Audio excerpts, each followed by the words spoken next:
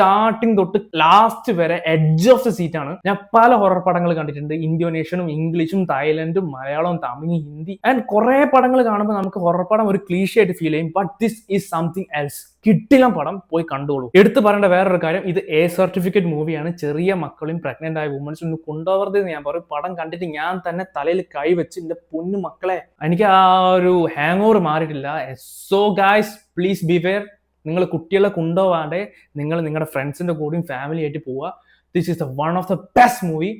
കൂടുതൽ എനിക്കൊന്നും പറയാനില്ല. പടം കണ്ടിട്ട് നിങ്ങൾ നിങ്ങളുടെ വിലയേറെ അഭിപ്രായം താഴെ കമന്റ് ചെയ്യുക. One of the best. And Rahul Sadasivan, thank you for this movie. വേറൊരു കാര്യം പറയാണ്ട്, ഈ പടത്തിന്റെ ഒരു വെർത്ത് മനസ്സിലാവാൻ ഞാൻ ഈ പടം ബുക്ക് മൈ ഷോയിലാണ് ബുക്ക് ചെയ്തത്. തിയേറ്ററിൽ എത്തിയപ്പോൾ എന്റെ ഫോൺ ഞാൻ എടുക്കാൻ മറന്നുപോയി. സോ ഞാൻ അവിടുന്ന് വേറൊരു ടിക്കറ്റ് എടുത്ത് പടം കണ്ടു. So it cost me around 400 rupees. 400 രൂപ കൊടുത്തിട്ട് എനിക്ക് I am feeling it's Worth.